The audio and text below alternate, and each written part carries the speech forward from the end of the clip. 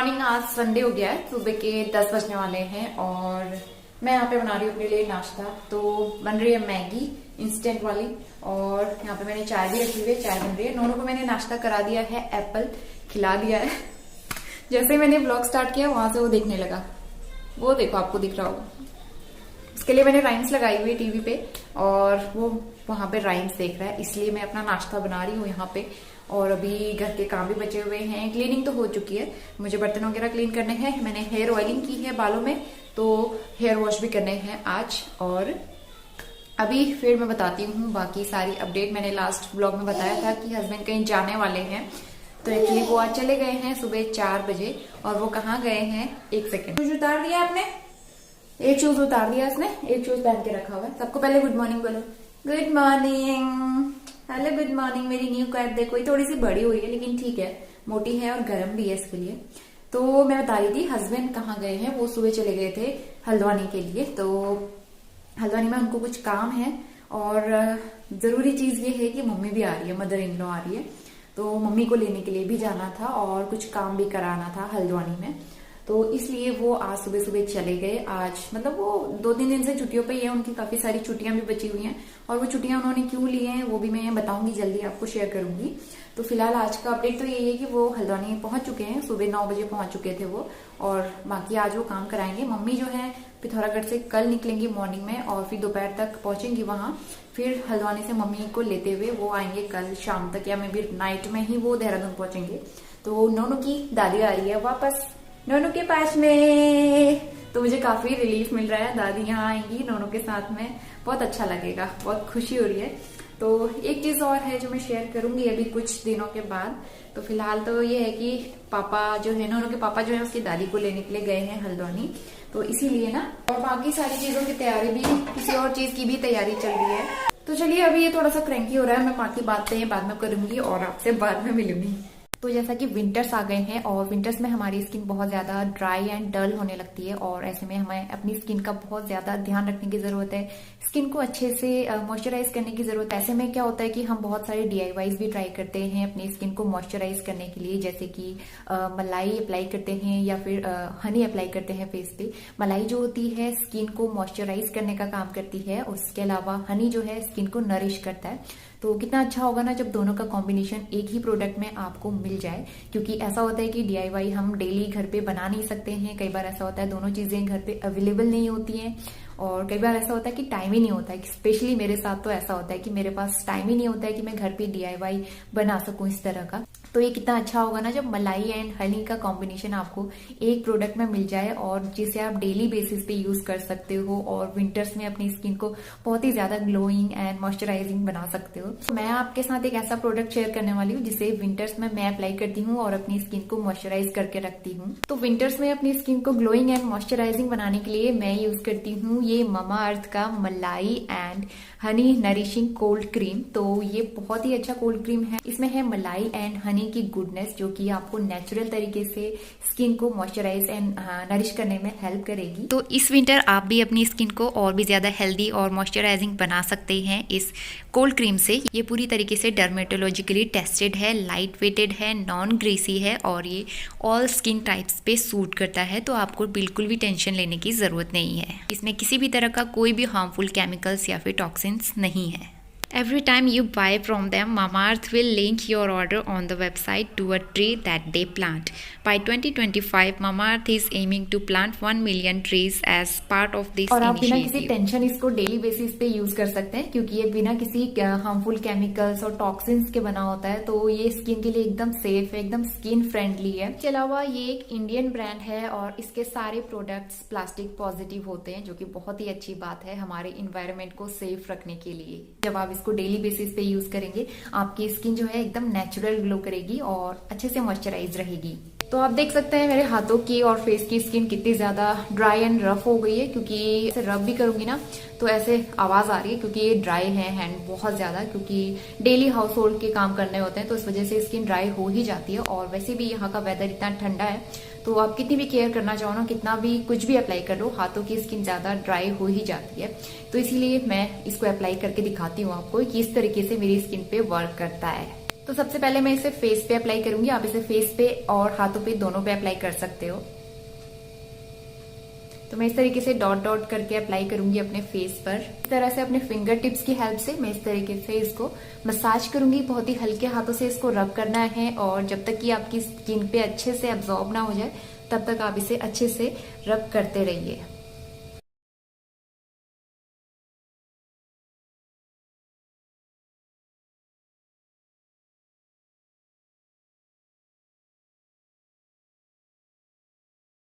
मैंने इसको अपने फेस पे और हाथों पे अच्छे से अप्लाई कर लिया है। और सबसे पहले मैं इसकी फ्रेग्रेंस की बात करती हूँ। इसकी फ्रेग्रेंस बहुत ही ज्यादा अच्छी है, बहुत अच्छी लग रही है। मतलब ना इतना अच्छा सा एरोमा आ रहा है, इतनी अच्छी सी फील आ रही है, मैं क्या बताऊं। तो यहाँ पे स्किन पे आप देख सकते हैं इफेक्ट इसका। स्किन पहले से ज्यादा मॉइस्चराइज लग रही है, ग्लो ग्लो कर रही है सबसे पहली बात, और बहुत ही ज्यादा शाइन भी करने लगी है इसको अप्लाई करने के बाद। बहुत ही लाइट वेटेड है, वो ऐसा नहीं लग रहा है कि बहुत ज्यादा हैवी कुछ मैंने अप्लाई किया है। बहुत ही लाइट वेटेड है, बहुत अच्छा लग रहा है, सॉफ्ट सॉफ्ट वाली फीलिंग आ रही है। इवन हाथ मेरे बहुत ज्यादा ड्राई रहते हैं, लेकिन हाथों पे मैं अप्लाई कर रही हूँ ना इसके बाद, तो हाथ भी बहुत ज्यादा सॉफ्ट लग रहे हैं, अच्छे लग रहे हैं और इस तरीके से अच्छी वाली फीलिंग आ रही है। बहुत सॉफ्ट है, it's very light weighted cream. मुझे बिल्कुल भी ग्रीसी नहीं लगी, नहीं ही इसमें कोई चिपचिपाहट है, ऐसा कुछ नहीं लगा चिपचिपाहट जैसा, बिल्कुल ग्रीसी नहीं है। और इसके अलावा ये एकदम स्किन पे एब्जॉर्ब हो जाता है, एकदम अच्छे से एब्जॉर्ब हो जाता है। बिल्कुल पता भी नहीं चलता कि हमने कोई क्रीम वगैरह अप्लाई की है और आपकी स्किन एकदम नेचुरल ग्लो करेगी। प्रोडक्ट आपको किसी भी ऑनलाइन एप्लीकेशन जैसे कि फ्लिपकार्ट, एमेजॉन, पर्पल, नाइका, इसके अलावा आपको मामा अर्थ की ऑफिशियल वेबसाइट पे भी अवेलेबल हो जाएगा। बहुत ही अच्छी बात यह है कि मामा अर्थ के सारे प्रोडक्ट्स आपको किसी भी नियर बाय स्टोर्स या कॉस्मेटिक शॉप्स में इजीली अवेलेबल हो जाते हैं। इसके अलावा मामा अर्थ ने अपनी ऑफिशियल ऐप भी लॉन्च की है, उसमें आप सारे मामा अर्थ के जितने भी प्रोडक्ट्स हैं इजीली अवेलेबल होते हैं। उसके अलावा आपको मिलता है अर्ली एक्सेस बहुत सारे डिस्काउंट्स का। ये बहुत सारे डिस्काउंट अलग अलग टाइम पे देते रहते हैं और आपको काफी फायदा मिलता है। मामा अर्थ के कोई भी प्रोडक्ट आप बहुत अच्छे डिस्काउंट में यहाँ से परचेज कर सकते हैं। अगर आप इसको मामा अर्थ की ऑफिशियल वेबसाइट से परचेज करते हैं तो आपको मिलता है एक कूपन कोड, जो कि मैं आपको डिस्क्रिप्शन बॉक्स में प्रोवाइड करा दूंगी। आप उसके थ्रू इसको बहुत ही अच्छे डिस्काउंट प्राइस के साथ वहां से परचेज कर सकते हैं। मामा अर्थ की बात करें तो ये ब्रांड मुझे काफी अच्छा लगता है। मैंने इसके कई सारे प्रोडक्ट्स यूज किए हुए हैं, तो उसके बाद ही मैं आपसे इसका रिव्यू शेयर कर रही हूँ। कोई भी प्रोडक्ट आप यूज करते हैं ना, बहुत ही इफेक्टिव रहता है, कोई साइड इफेक्ट्स वगैरह नहीं होते हैं, क्योंकि हार्मफुल टॉक्सिन्स, केमिकल्स वगैरह यूज नहीं होते हैं। उसकी वजह से ये हमारी स्किन पे, हमारी बॉडी पे इजिली वर्क करते हैं और एकदम नेचुरल इफेक्ट लेके आते हैं। तो आप इसको बिना किसी वरी आराम से परचेज कीजिए और मामा अर्थ के प्रोडक्ट यूज कीजिए। रूम की हालत में दिखा देती हूँ, कितना ज्यादा मैसी हो गया है, बहुत ही ज्यादा। और कल जो नया वाला ब्लैंकेट लेके आए थे, कल हमने वो ओढ़ा था, बहुत गर्म है, बहुत हैवी भी है, इस वाले से ज्यादा हैवी है वो। और ये वाला कुछ रजाइयां और एक्स्ट्रा पिलो भी मैंने निकाल के कल धूप लगा दी थी, क्योंकि मम्मी आने वाली है ना, तो सारी तैयारी करके रखी हुई है मैंने पहले से। और इसके अलावा वो वाला कैबिनेट, उसमें 2 शेल्फ मैंने खाली कर दिए, मम्मी अपने कपड़े रखेंगी। लास्ट ईयर भी जब मम्मी आने वाली थी वो शेल्फ मैंने खाली कर दिए थे, तो मम्मी अपने कपड़े उसमें रख लेती थी। नो, इसने गुस्सा करना सीख लिया तो बार बार ऐसे करता रहता है। मैं काम शुरू करती हूँ, बहुत ज्यादा काम है, अकेले बहुत सारी चीजें मैनेज भी करनी है, उसके अलावा लंच भी बनाना है। तो लंच में क्या करूंगी, हम दोनों के लिए सेम खिचड़ी बना लूंगी। मैं अलग अलग कुछ नहीं बनाने वाली हूँ आज, खिचड़ी खाएंगे नोनू और मम्मा, ठीक है। वेजिटेबल खिचड़ी बना लूंगी, सब्जी, दालें, राइस, सारी चीजें मिक्स करके। स्वास्थ्य कभी खेल रहा है तो मैं रूम सबसे पहले टाइडी अप करूंगी। और क्लीनिंग तो सुबह ही हो गई थी, मैंने डोरमेट वगैरह ऊपर उठा के रखे हुए थे, तो वो सारी चीज़ें अपनी जगह पे प्लेस कर दूंगी। और शूज़ भी मैंने रखे नहीं थे, पहले दिन हम लोग बाहर गए थे तो शूज़ भी ऐसे रखे हुए थे, तो शूज़ भी मैं अच्छे से रख लूँगी। और इसके बाद मैं सबसे पहले बेडशीट चेंज करूँगी। तो ये कॉटन की बेडशीट है, सर्दियों में ना इसमें सोने में एकदम से ठंडा लगता है, तो इसीलिए जो ये गर्म वाली बेडशीट है, अभी तक मैं इसको ओढ़ने के लिए यूज़ कर रही थी। नोनू को मैं जब दोपहर में सुलाती थी तो उसको उड़ाती थी, लेकिन अभी ये मैं बिछाने के लिए यूज़ करूँगी, क्योंकि इसके साइज़ की, इस बेड के साइज़ की ना कोई बेडशीट है नहीं, यही एकदम इसमें फिट आती है। तो इसीलिए ये गर्म भी होती है और फिट भी आती है, तो इसीलिए मैंने ये बेडशीट यहाँ पे बिछा दी है और ये बेड टाइडी अप कर दिया है। और नोनू भी साथ के साथ काम कर रहा है, मेरी हेल्प भी कर रहा है।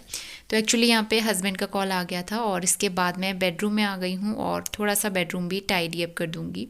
तो सुबह से तो टाइम मिल नहीं पाता है, नोनू जब सोया हुआ था उसकी मालिश वगैरह हुई थी मॉर्निंग में, फिर उसके बाद मैं टाइडी अप नहीं कर पाई थी, तो मैं बेडरूम भी अच्छे से टाइडी अप कर दूँगी।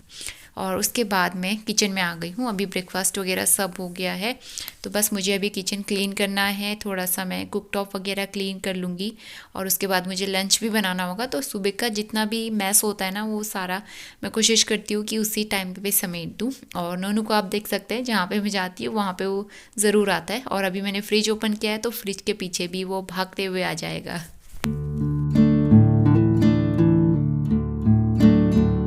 तो अभी करीबन 12:30 हो गए हैं और मैं जस्ट शावर लेके आई और कपड़े वगैरह मैंने मशीन में लगा दिए थे, तो सारे कपड़े धुल चुके हैं।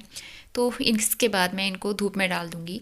तो मशीन में ड्राई किए हुए हैं कपड़े, तो इनको सूखने में ज़्यादा टाइम नहीं लगेगा आज। तो अभी 7:45 बज गए हैं, सारे काम मेरे सुबह के अब जाके कंप्लीट हुए। नोनू बीच बीच में बहुत ज़्यादा क्रैंकी होता है आजकल, परेशान भी करता है। तो सारे काम तो अभी मैंने निपटा दिए। अब मुझे लंच बनाना है, तो मैंने ये खिचड़ी के लिए दाल राइस पहले सोक करके रख लिए थे, 2 घंटे से करीबन भीग ही रहे। तो मैं बनाती हूँ, इसमें कुछ सब्जियां भी ऐड कर लूंगी। ये गाजर है, कल मैंने हलवे के लिए मंगाई थी गाजर, लेकिन खोया नहीं मिल पाया, तो इसलिए मैं इसको सब्जी में यूज करूंगी। थोड़ी सी शिमला मिर्च है, शलजम सैलेड के लिए थोड़ा सा, ये बॉइल्ड आलू है एक्चुअली ना, कल मैंने कचौरी बनाई थी आलू मटर की, तो एक आलू एक्स्ट्रा रह गया था, इसको भी मैं ऐड कर लूंगी।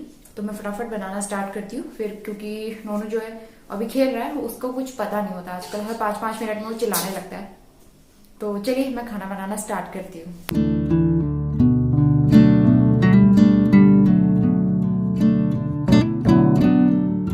तो सारी शॉपिंग मैंने कर ली है खिचड़ी बनाने के लिए। तो यहाँ पे मैं तड़का लगाऊंगी और सबसे पहले मैंने घी ले लिया है। तो खिचड़ी हमेशा घी में ही अच्छी लगती है, टेस्टी लगती है। और स्वास्तिक को मैं कोई भी खाना खिलाती हूँ ना, तो घी में ही खिलाती हूँ, घी का ही तड़का लगाती हूँ। और मैंने कुछ दिन पहले फूड रेसिपीज़ भी शेयर की हुई है, 1-2 दिन पहले, तो होपफुली आप लोगों ने वो देख लिया होगा। न्यू मॉम्स जो हैं उनको काफ़ी सारे फूड आइडियाज़ मिल गए होंगे अपने बेबीज़ के लिए। इनकेस अगर आपने वो वीडियो नहीं देखा है तो प्लेलिस्ट पे जाके ज़रूर चेकआउट करना। तो यहाँ पे मैंने वेजिटेबल खिचड़ी भी रख दी, इसमें गाजर शिमला मिर्च वगैरह ऐड की, जो कि सुपर हेल्दी फूड होते हैं। और नोनू यहाँ पे बिल्कुल खेलने के लिए तैयार नहीं था, वो कभी कभी खड़ा होता है, तो मैं आजकल उसको खड़े होने की, चलने की भी प्रैक्टिस करवा रही हूँ। लेकिन अभी उसका मूड नहीं था ना, मूड ख़राब था थोड़ा उसका, तो इसीलिए मैं उसको खिलाने की कोशिश कर रही हूँ। थोड़ा सा उसके साथ टाइम भी स्पेंड करना होता है, अदरवाइज़ फिर वो काम नहीं करने देता है। तो खिचड़ी बन गई है और यहाँ पे मैंने बहुत ज़्यादा इसको थिक नहीं रखा है, थोड़ा सा मैं नोनू के लिए निकाल लूँगी पहले। और इसको मैं फॉक से थोड़ा मैश करूँगी, क्योंकि इसमें गाजर वगैरह जो थोड़े थोड़े चंक्स रह जाते हैं ना, तो इसीलिए उसके गले में ना लगे, इसलिए थोड़ा सा मैं उसको मैश कर लूँगी। और ये है मेरी खिचड़ी, इसमें मैंने अचार भी ऐड किया है, थोड़ा सा सैलेड और थोड़ा सा घी ऐड किया है ऊपर से। दोपहर के 2:15 बज गए हैं, लंच हो गया है, कुकटॉप भी क्लीन कर दिया है। तो सुबह से अब जाके किचन अच्छे से क्लीन हो पाया है, ऑर्गेनाइज हो पाया है और सारे काम हो गए किचन के। अब जो है मैं लेके जा रही हूँ नोनू को छत में थोड़ी देर, क्योंकि अभी वो सोने वाला तो है नहीं। तो मैंने सोचा थोड़ी देर हम लोग धूप सेक के भी आ जाएंगे और छत में घूम के भी आ जाएंगे। दिन भर अंदर ही अंदर ना थोड़ी सी बोरियत भी होने लगती है, तो अभी चलते हैं हम लोग। और मैं सोच रही हूँ आज उसका वॉकर भी लेके जाऊंगी। जब से वो बीमार हुआ था ना, हम लोग बीच में छत में जाना ही छोड़ दिया था, तो आज थोड़ी देर हम घूम के आते हैं।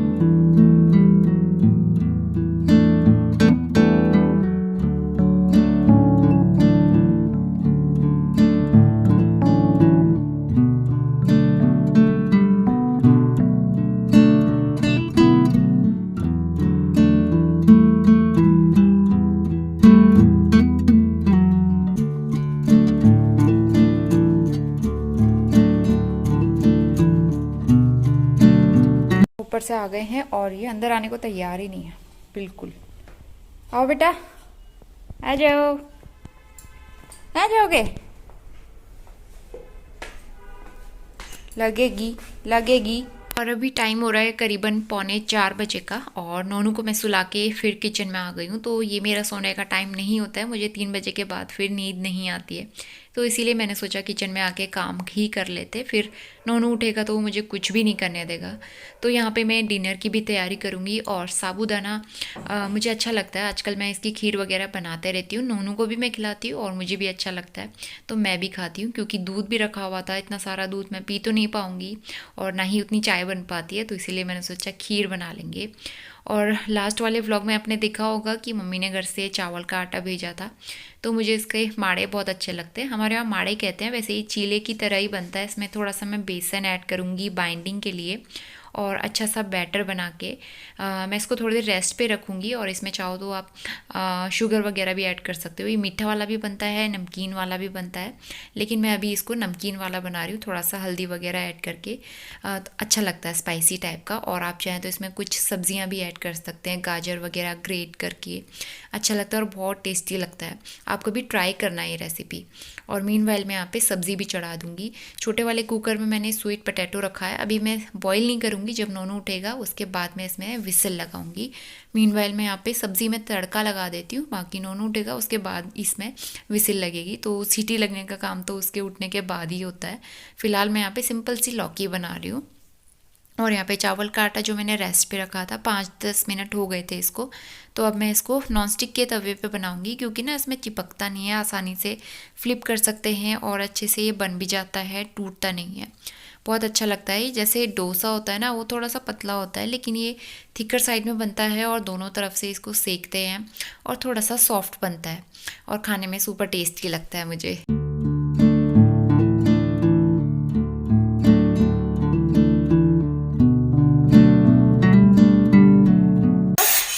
नो मैं इसको बार बार दरी पे लेके आ रही हूँ, बार बार फर्श पे जा रहा है।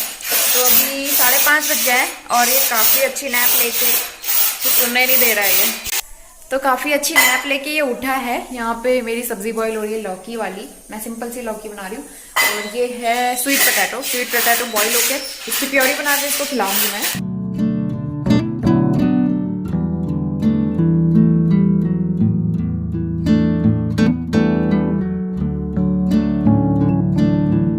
इसके बाद मैं साबूदाना की खीर बनाऊंगी। और यहाँ पे दूध मैंने हल्का सा गर्म किया है और दूध में हल्का सा जब बॉईल आना स्टार्ट हो गया तो ऊपर से मैंने इसमें साबूदाना ऐड कर दिए हैं और इसको करीबन मैंने 1 घंटे के लिए सोक किया था। और मीठे के लिए मैं इसमें डेट्स ऐड कर रही हूँ, मैं शुगर वगैरह ऐड नहीं करती हूँ नोनू के खाने के लिए, तो इसलिए थोड़ा सा मैंने डेट्स ऐड कर दिए। ये थोड़े से ड्राई वाले होते हैं ना, पकने में टाइम लगता है, तो मैंने स्टार्टिंग में ही डाल दिए ताकि वो अच्छे से गल जाएँ और बाद में मैं उसको हल्का सा मैश कर दूँ।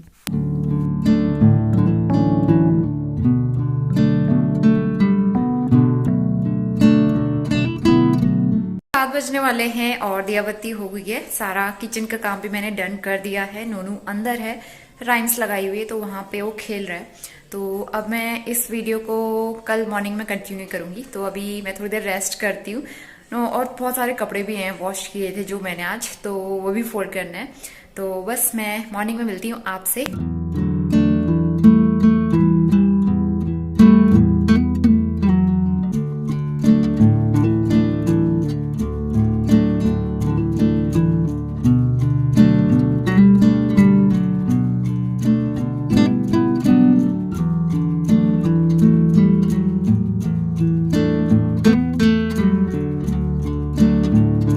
सुबह के 8 बज गए हैं और स्वास्थ्य कभी सो रहा है, तो मैं करीबन 7 बजे उठी थी।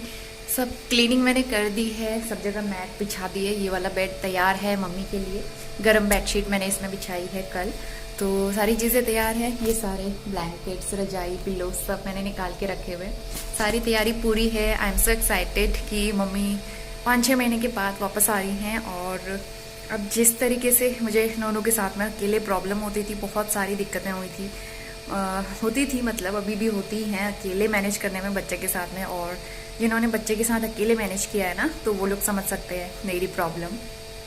तो एटलीस्ट अब मुझे कुछ टाइम के लिए थोड़ा रिलीफ मिलेगा, अब इतनी प्रॉब्लम नहीं होगी और नोनू को भी दादी का प्यार मिलेगा। उसे भी अकेले नहीं खेलना पड़ेगा। कभी कभी मैं घर के काम करती थी तो वो अकेला खेलता रहता था बेचारा, तो अब कोई साथ हो जाएगा उसके खेलने के लिए। इस चीज़ की बहुत खुशी है। तो अभी का अपडेट यही है, मैं नोनू के उठने का वेट कर रही हूँ। मैंने चाय पी ली है और हस्बैंड और मम्मी तो सुबह 5 बजे पिथौरागढ़ से निकल गई थी, तो करीबन 4.5 या 500 किलोमीटर होगा पिथौरागढ़ टू देहरादून।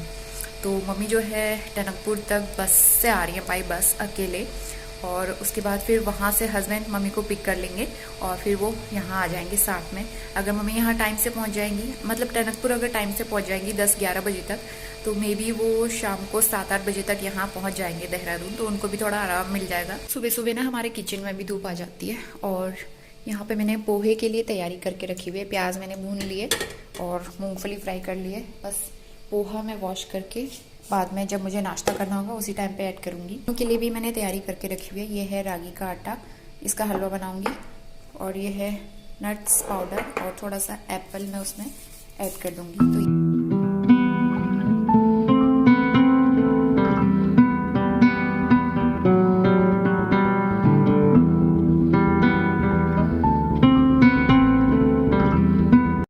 बज गए हैं और सुबह के सारे काम मेरे हो गए। मैं रेडी हूँ क्योंकि मुझे एक वीडियो भी शूट करना है फूड रेसिपीज वाला, इस वजह से। और इसके बाद मुझे लंच भी बनाना है और मैंने ना बर्तन वगैरह भी क्लीन नहीं किए। किचन बहुत ज्यादा मैसी है। तो ये सोने को तैयार नहीं है क्योंकि ये आराम से ही सोएगा। सुबह इतनी लेट में उठा है, करीबन 8:30 बजे उठा था, तो उसके हिसाब से अब लेट ही सोएगा। तो मैं सोची इसको खेलते खिलाते फिर मैं लंच भी बनाऊँ अपने लिए। और मैंने बोला था कि मुझे किचन के लिए कंटेनर्स की जरूरत है, तो किचन के डब्बे मेरे पास कम पड़ रहे थे और सामान ज्यादा हो रहा था, तो मैंने ये मंगाया है मिल्टन के। इस बार मैंने प्लास्टिक वाले मंगाए हैं क्योंकि नोनू के हाथ से टूटेंगे तो नहीं कम से कम, क्योंकि ना मैं नीचे भी रखूंगी तो ये बार बार सारे डब्बे निकाल के फेंकता रहता है। तो मैं नीचे भी रखूंगी तो ये सेफ रहेंगे, टूटेंगे नहीं। तो ये 3 का सेट है, मैं खोलती हूँ एक बार। इसमें कंटेनर है बड़े बड़े साइज के। इतने साइज के डब्बे मेरे पास नहीं थे, बड़े साइज के भी चाहिए होते हैं ना घर पे। 1-1 लीटर वाले तो मेरे पास रखे हुए थे। मुझे 2 लीटर, 3 लीटर, 4 लीटर वाले चाहिए थे। 2 लीटर का है और ये है 3 लीटर और ये है 4 लीटर का। तो ये 3 डब्बे मेरे पास आ चुके हैं। तो इसमें मैं कुछ एक्स्ट्रा चीजें रख सकती हूँ। बड़े साइज के डब्बे घर में जरूरत होती है। तो 3:30 बज गए हैं दोपहर के और नोनू के अभी सेकंड नैप का टाइम चल रहा है। तो मैं उसको सुला के आ गई हूँ किचन में।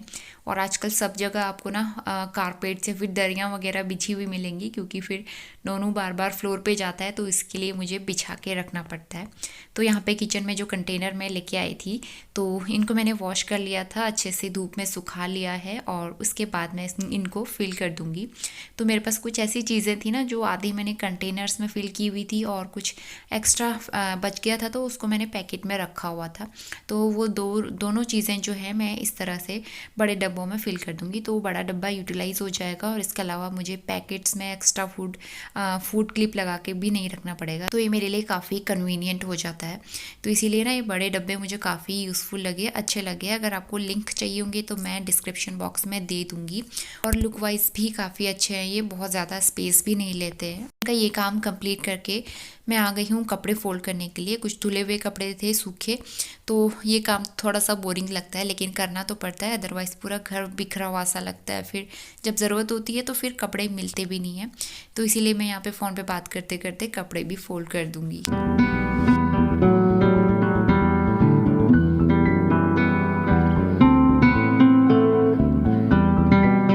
अभी 5:15 बज गए हैं और करीबन 2.5 घंटे सोया है आज नोनू। तो इस बीच मैंने सारे काम कर लिए, इवन मैंने खाना भी बना लिया है, तो कपड़े भी फोल्ड हो चुके हैं। तो अब सिर्फ वेट है नोनू के पापा और नोनू की दादी का। देखते हैं इसका क्या रिएक्शन रहता है। दादी को देख के, पापा को देख के तो खुश होगा, एक्साइटेड हो जाता है उनको देख के। दादी को देख के देखते हैं कैसा रिएक्शन रहता है, पहचान पाता है या नहीं पहचानता है।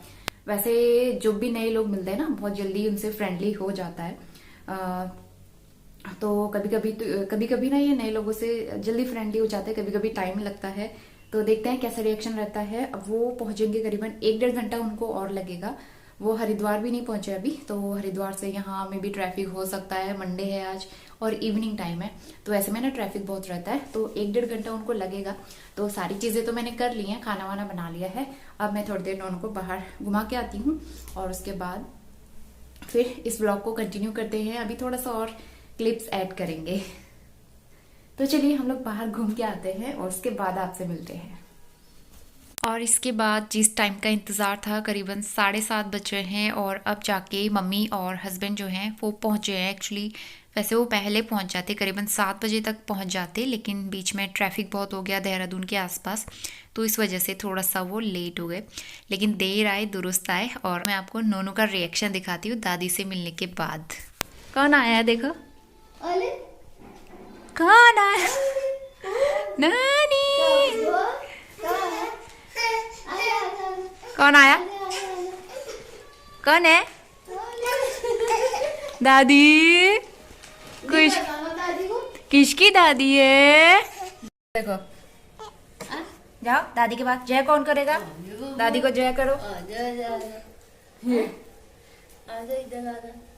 जाओ बेटा, चलो चलो दादी के पास। हाँ ये जय कर दो। ये मेरे बाप नहीं आ रहा, नहीं आ रहा, भूल गई क्या नौनी? नहीं आ रहा।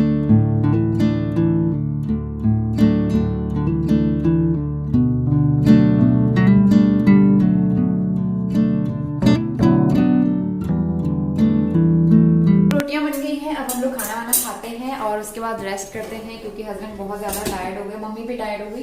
सुबह 5 बजे की निकली हुई थी घर से, अब जाके वो पहुंचे हैं करीबन 7:30 बजे। तो चलिए इसी के साथ आज का ब्लॉग यहीं पे एंड करते हैं और आगे जो भी अपडेट रहेगा मैं नेक्स्ट ब्लॉग में आपके साथ शेयर करूंगी।